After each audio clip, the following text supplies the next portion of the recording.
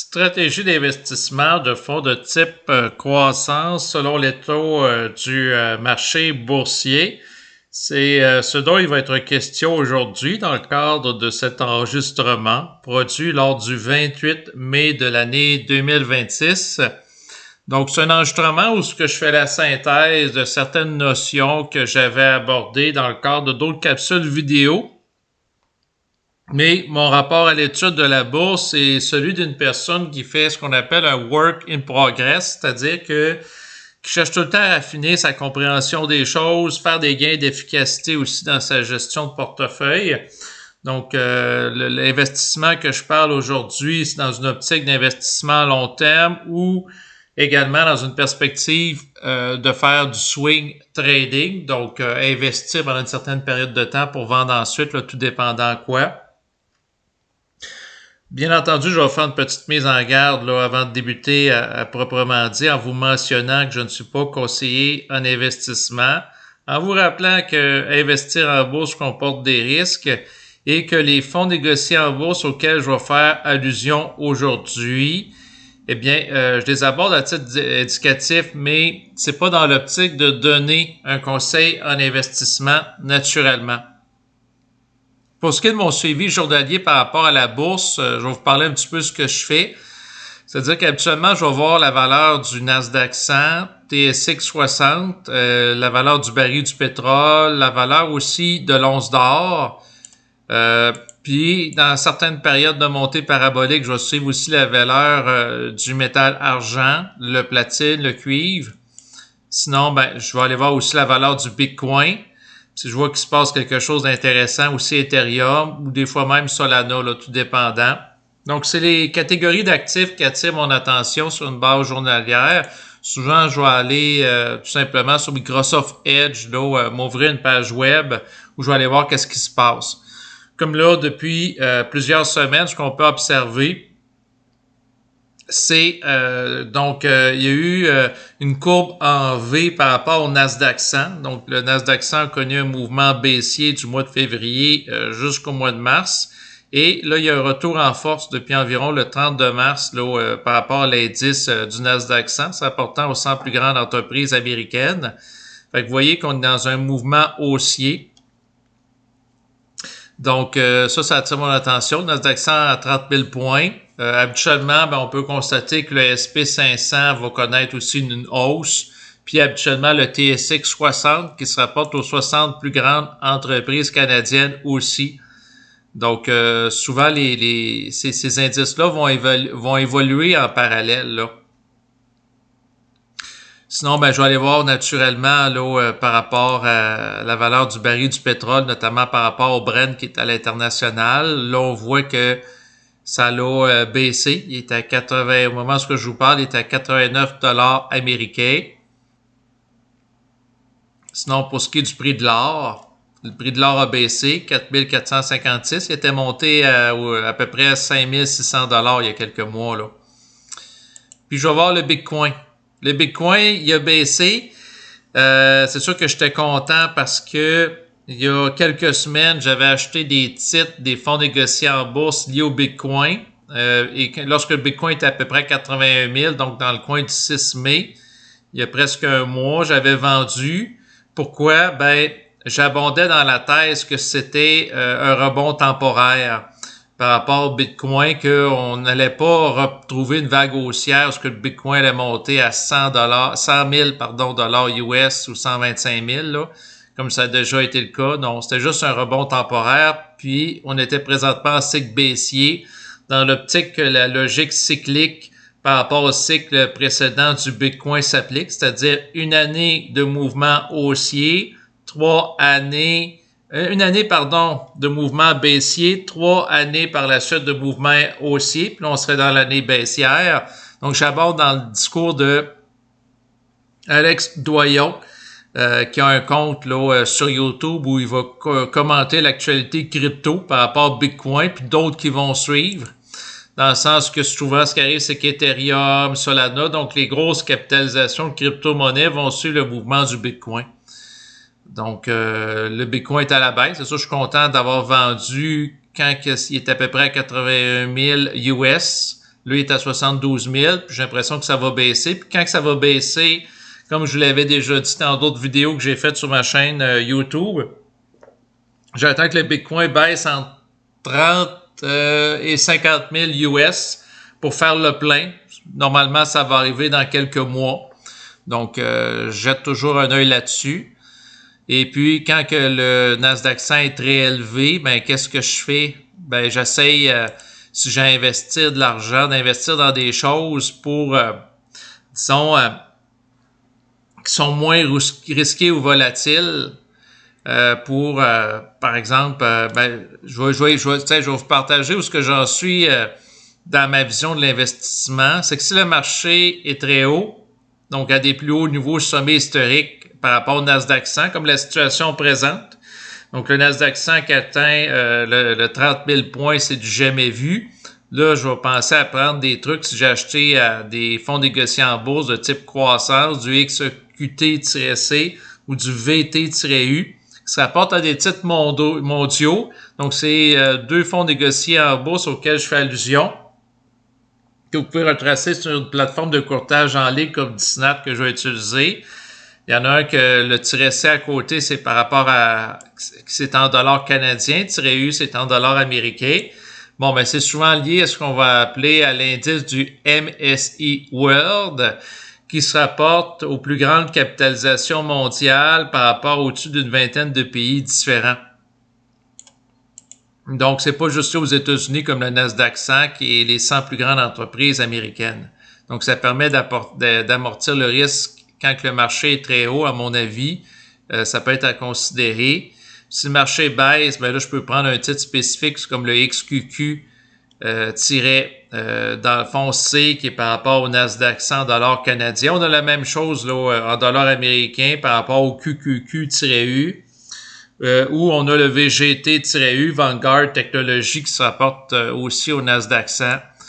Donc, s'il y a une baisse, peut-être une baisse 5 ou 10%, prendre un titre comme ça. Puis, s'il y a une baisse plus importante, là, comme une baisse de plus de 20% de la valeur du Nasdaq 100 auquel je faisais allusion tantôt, ben prendre dans une optique qui a éventuellement un rebond, comme c'est le cas sur le plan historique depuis les dernières années, prendre un fonds à effet de levier comme le QQU-C avec un effet de levier x2 ou le QLD-U avec un effet de levier x2 en dollars américains qui va doubler les performances du Nasdaq 100. Donc, le principe dans une optique d'investissement de croissance, c'est idéalement acheter des fonds liés à des indices quand il y a des baisses historiques, dans l'optique que par la suite, ça va se remettre à remonter parce que dans le passé, qu'est-ce qui s'est passé avec le Nasdaq 100 si on le regarde sur 5 ans?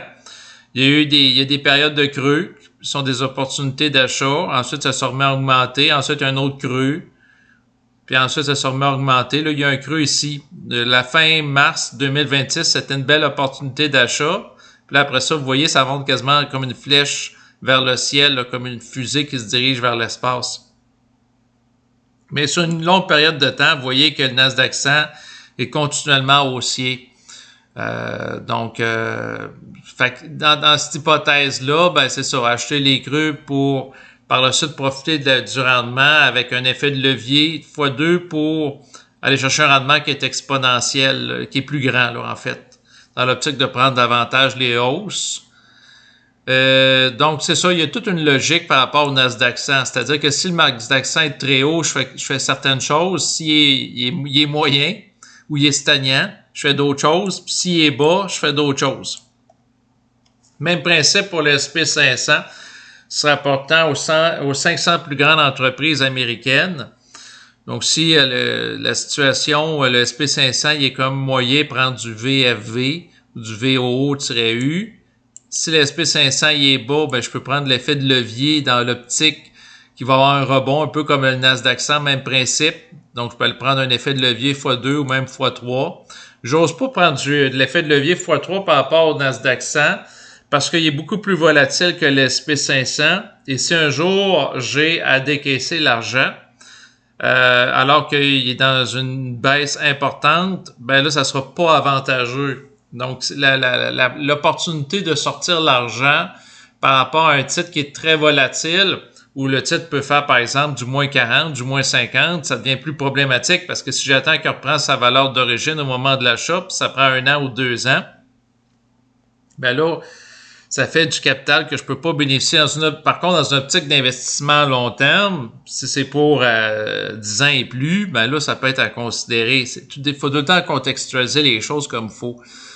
Sinon, pour ce qui est du TSX 60, qui est en lien avec les 60 plus grandes entreprises canadiennes, lorsque le marché est haut, puis je veux investir en lien avec cet indice-là, prendre du VCN, qui est l'indice, qui est le fonds qui est corrélé par rapport à ça.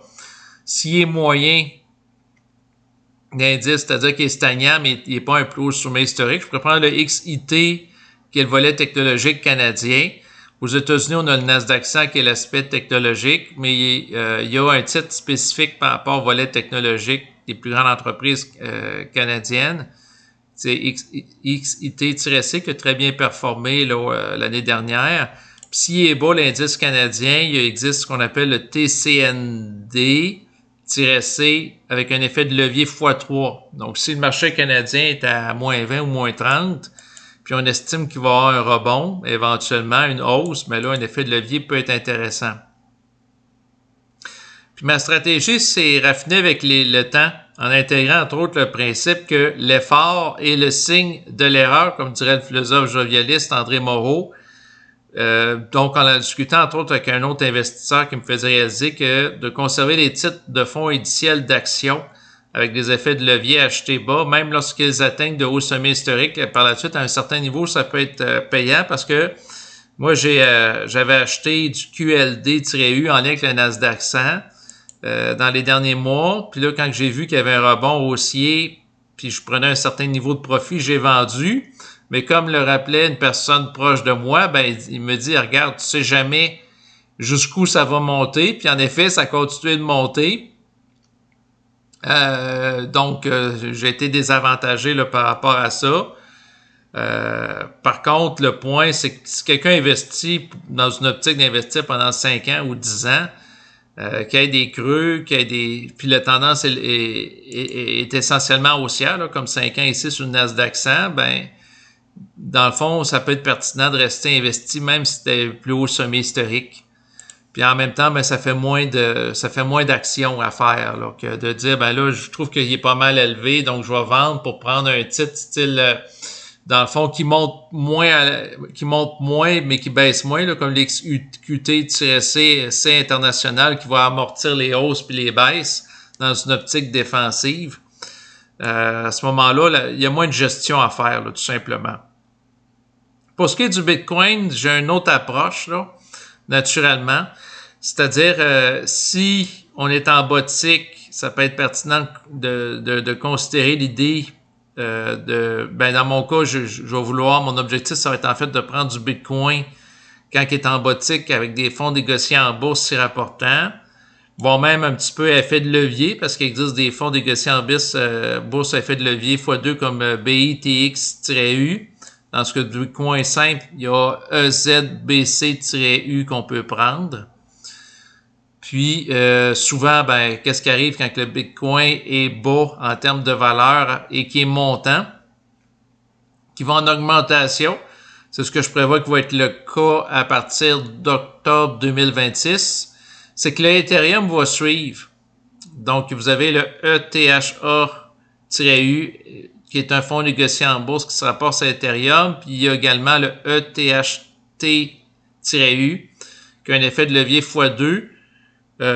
Qui va prendre, si on est en cycle haussier, il va prendre plus les hausses, puis il va probablement surperformer le Bitcoin dans le prochain cycle. Parce que la capitalisation d'Ethereum est moindre que celle du Bitcoin, étant considérée par plusieurs investisseurs dans le domaine des crypto-monnaies comme la monnaie de référence. Donc, littéralement, l'or numérique. Donc, c'est ça le principe. Pour ce qui est de l'investissement dans les métaux, puis aussi dans les actions, puis les crypto-monnaies, mon principe demeure très simple. C'est que si on prévoit une baisse de la valeur du taux d'intérêt de la Fédérale Réserve aux États-Unis, Donc, les fonds se rapportant aux métaux argent et or sont susceptibles de monter en plus des indices boursiers comme le Nasdaq 100 auquel je faisais allusion, SP500, TSX 60, puis également les crypto-monnaies. Donc, pour ce qui est de l'investissement pour l'or, vous avez le VOLT-C que j'ai déjà investi dedans, là, qui est en lien avec la valeur de l'or, le IAUM-U, puis le UGL-U avec des effets comme lui c'est il est en dollars américains, IOM-U, puis UGL-U, un effet de levier x2. Pour ce qui est du métal argent, en anglais silver, il y a le SVR-C, puis il y a le SLVU-C avec un effet de levier x2. Pour ce qui est du cuivre, ben, il y a le COPP-C. Ce qui est intéressant, c'est que quand on prend des notes dans l'optique de faire une gestion de portefeuille, s'appuyant sur certains principes, ben, c'est qu'on peut demander à l'intelligence artificielle de ChatGPT qu'est-ce qu'elle en pense là, de ta stratégie d'investissement. Puis là, on va avoir une réponse. Fait que là, donc, c'est ça, c'est intéressant parce que ça peut nous amener à apporter des ajustements là, dans notre manière de gérer notre portefeuille d'investissement.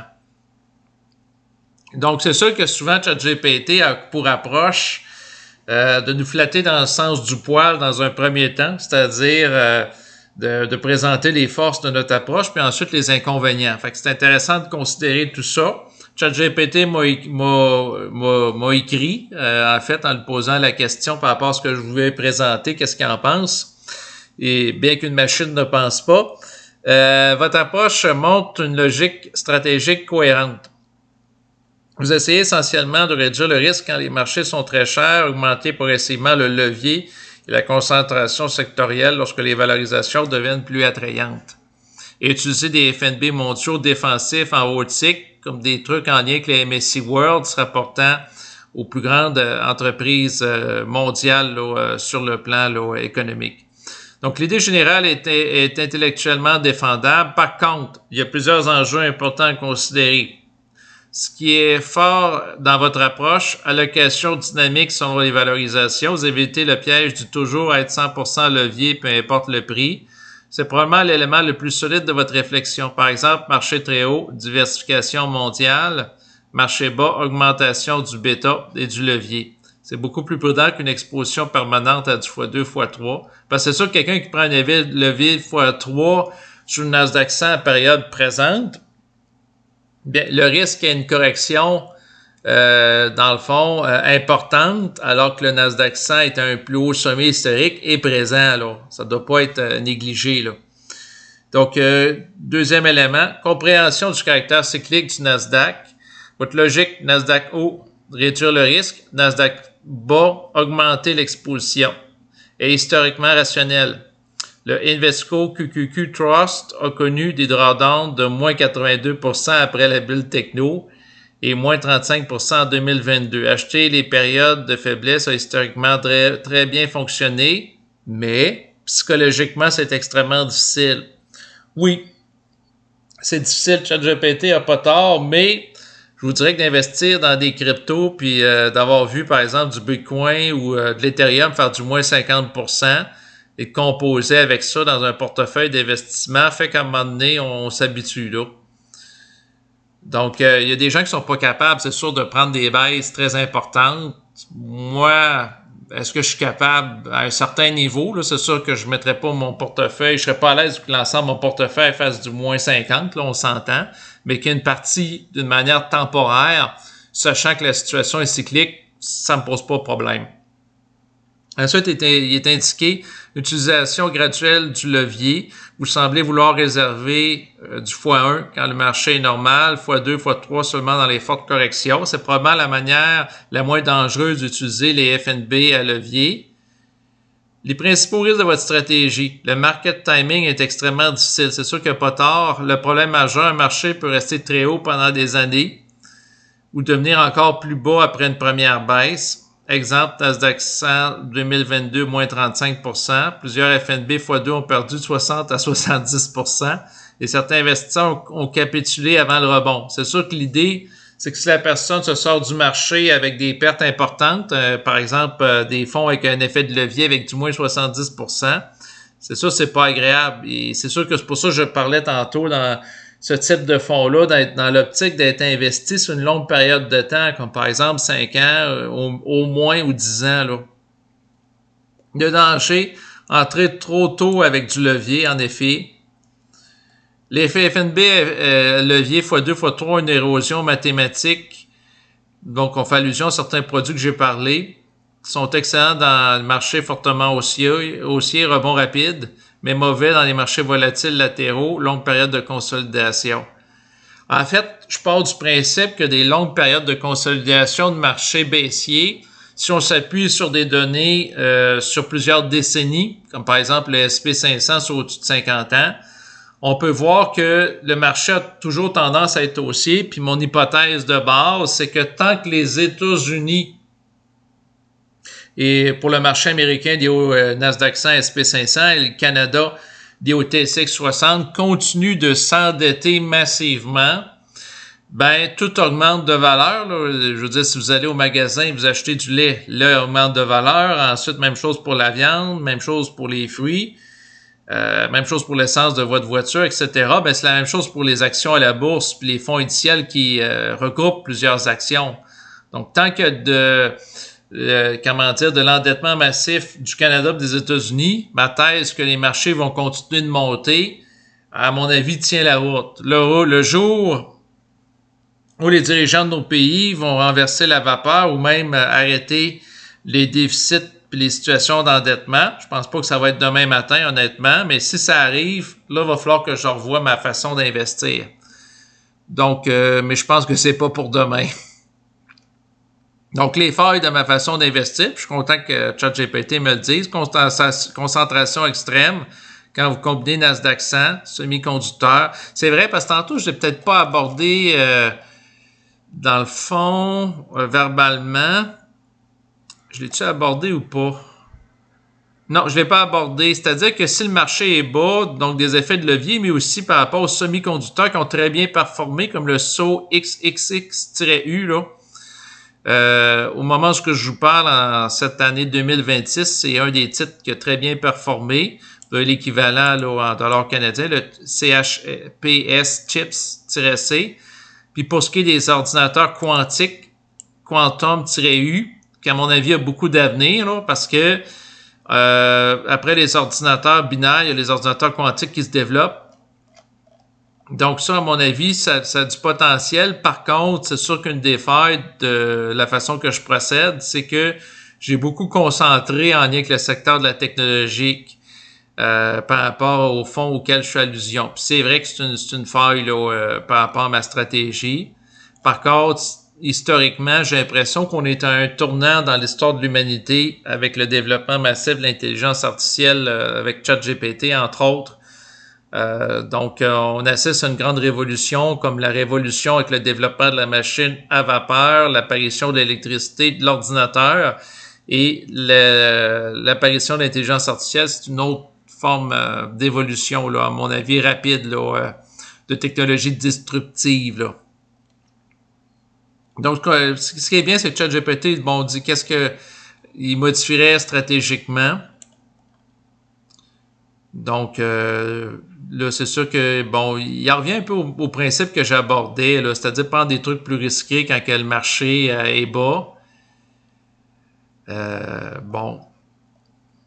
Puis sa conclusion, après avoir évalué ma stratégie d'investissement, il dit « Votre logique est plus sophistiquée que celle de beaucoup d'investisseurs particuliers parce qu'elle tient compte des valorisations, adapte le niveau de risque, comprend les cycles et utilise la diversification mondiale comme mode défensif, donc des trucs liés au MSCI World. » Fait que c'est ça, c'est flatteur pour moi. Hein. Il dit que je suis plus sophistiqué que beaucoup d'investisseurs. Par contre, le principal danger de votre approche n'est pas tant la logique théorique, c'est la difficulté psychologique et pratique du timing avec levier. Une stratégie trop agressive peut très bien fonctionner pendant 5 ans puis perdre une énorme portion du capital pendant une seule mauvaise période si le levier est utilisé trop tôt ou trop massivement.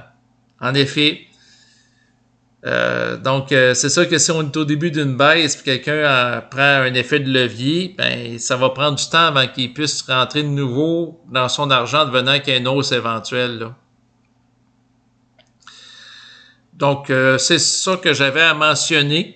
C'est ce qui va donc compléter cet enregistrement en relation avec l'investissement boursier par rapport à des fonds de type croissance, prenant en compte l'état du marché. Quand je dis l'état du marché, c'est vraiment en lien avec le marché américain essentiellement. Puis si vous regardez le MSCI World qui se rapporte à différents pays industrialisés comme par exemple le Japon ou l'Allemagne, ben ils vont corréler aussi par rapport au Nasdaq 100 puis qu'est-ce qui se passe aux États-Unis. Tu sais, en réalité, il y a comme un seul marché qui est dominé par les Américains qui va, dans le fond, donner le tempo à l'économie mondiale. C'est vraiment ça qui se présente là, au moment où je vous parle. C'est pour ça que mon attention à la base est concentrée sur le marché américain puis un petit peu sur le marché canadien avec le TSX 60 vu que je vis au Canada. Donc, c'est ce qui va compléter cet enregistrement. Donc, je vous rappelle encore une fois que c'est pas un conseil d'investissement aujourd'hui, mais c'est plutôt de vous partager au fil de mes études dans le cours des derniers mois, les dernières semaines, où ce que j'en suis rendu dans ma façon de formuler une stratégie d'investissement boursière. Donc, je vous dis à bientôt. Au revoir.